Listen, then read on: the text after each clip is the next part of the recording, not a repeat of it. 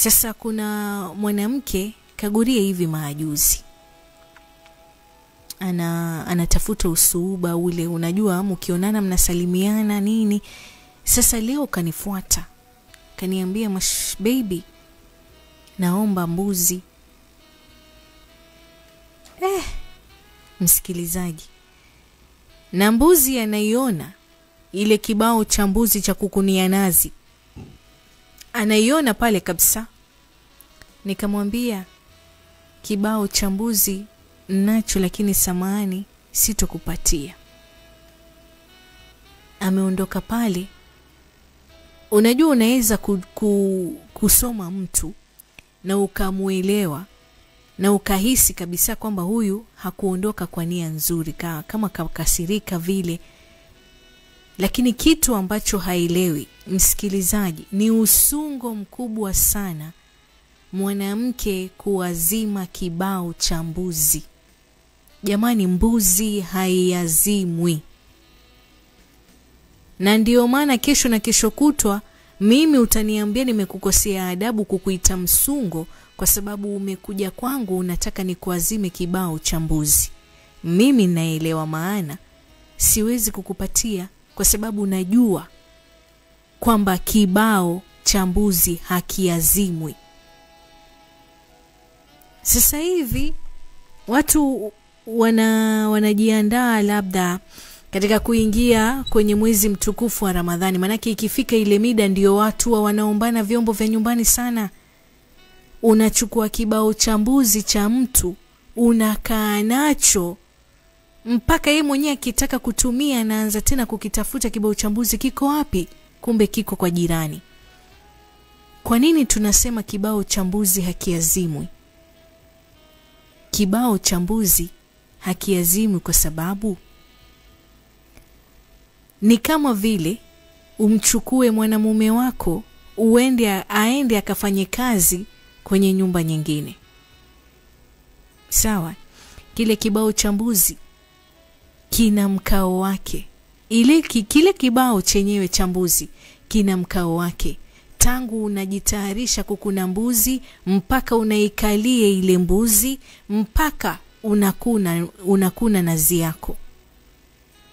Sasa kibao chako ambacho unakikalia kwa mikao tofauti, leo hii unataka hicho kibao kiende kikakaliwe na mwanamke mwingine, kweli? Utakuwa mwanamke wa sampuli gani wewe kama hauna kibao chako cha mbuzi? Alafu wasungo walivozidi, utakuja kuomba kibao cha mbuzi. Utapeleka kibao cha mbuzi kwa jirani, umeregeshewa, umeachiwa uchafu, zile chicha zimeachwa kwenye kibao chako cha mbuzi, mpaka unashangaa huyu kwani hakufunzwa? Mimi mwenyewe nikimaliza kutumia kibao changu cha mbuzi na kisafisha vizuri, na kibao chenyewe kina usafishaji wake. Unaanza chini kwenda juu. Sawa? Usafishi tu hivi. Sasa chonde wewe unaikuja kuniomba mimi kibao changu cha mbuzi, alafu unaniregeshea na uchafu. Mimi mwenyewe nikimaliza nasafisha vizuri na kiweka sehemu ama na kihifadhi sehemu ambayo inahitajika. Kesho na kesho kutwa nikitaka kukitumia kibao changu ni kisafi na kikalia kwa mkao na utaka mimi, na kuna mpaka natosheka. Nikimaliza nasafisha. Kile kibao cha mbuzi ni mume, na kile kifuvu ama ile nazi unayokuna ni mke. Ile staili wewe unayokuna, kwa sababu kile kibao kinahitaji ukai vizuri, ujiachie mtoto wa kike. Katika kukuna nazi kuna ukunaji wake. Sio kwamba wewe unakuna nazi kama unapigana nayo, hapana. Kwenye kukuna nazi unahitajika kukuna nazi ukiimba nyimbo za mahaba. Kile kifuvu ama ile nazi pale kwenye ile mbuzi iwe inazunguka. Mwili wako wote unacheza vizuri, kama ni kiuno kinacheza, kama ni mikono, yani mikono imelegea vizuri kiuno kimelegea vizuri, umekalia kibao chako bwana. Unakikaliaje tu nde bila mashamshamu, bila heka yoyote? Sijui kama tunaelewana. Kile kibao cha mbuzi kinafaa ukikalie kwa ashtuti zote unazozijua. Na ukimaliza, kwa sababu ile mbuzi ni mwanamume na kile kifuvu ambayo ni nazi ina nyama ya white ni wewe mwanamke na kile kama kipochi manyoya. Na kwa sababu gani unahitajika kila unapokuna nazi kile kifuvu kizunguke? Ni kwa sababu unapolala na mume wako hufai kulala kama gogo. Ni lazima uwe na heka. Ni lazima uwe unaelekeza ule mjaboko wa mume wako. Uume wa mume wako unapoingia kwenye kipochi manyoya, unauelekeza. Unataka uende kushoto, mama nataka uende kulia. Nasukuma bembea, naona tamu. Nasukuma bembea, ati sukuma bembea, naona tamu. Kukuna nazi kuna raha yake. Yaani unajua mwanamke anaweza kukuna nazi ukajua wazi kweli huyu kapelekwa unyagoni. Lakini kuna wanawake wengine wanakuna nazi, haya mashavu ya nazi yote wanayaacha, wanakwenda kule nyuma, kule katikati. Usungo huo. Na ndio maana inahitajika kile kifuvu, ile nazi ilegee. Na wewe mwanamume, unapomvumbula mwanamke wako, hakikisha unagonga milango yake yote kwenye kipochi manyoya.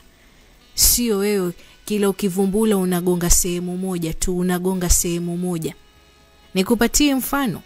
Chukua kinu sasa hivi, kipya kabisa, kinu chako kile na mti wake.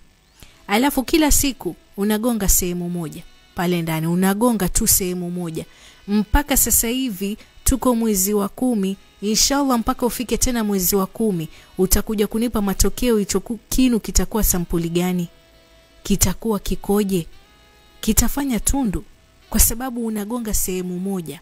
Lakini kama itakuwa unaponda, kama ni iliki zako, kama ni mdalasini wako, kama ni thomo zako, kama ni tangawizi yako, lakini unaponda kote kote. Ni sawa na nyumba, unataka kusafisha, unataka kutoa cobwebs. Hakikisha unakwenda kona moja ya chumba nyingine, unakwenda kwa kona nyingine 4 zote unazitoa uchafu. Kwenye kusonga sima wewe unasongaje? Unasonga sehemu moja. Sisima unaisonga vizuri, unahakikisha mavumbo unayatoa, ukukoto unasokota, unasonga mpaka sima inaiva. Sasa ile sufuria ni kipochi manyoya, ule mwiko ni wewe mwanamume na uume wako. Vile unavyopeleka mwiko na kusonga sima, ndivyo unavyohitajika kufanya kipochi manyoya unapokuwa ndani. Sasa huyu kakasirika kisa na maana nimemnyima kibao. Niambieni nyinyi, nimefanya sawa ama aniite mchoyo kwa sababu nimemnyima? Coco FM, ladha ya pwani.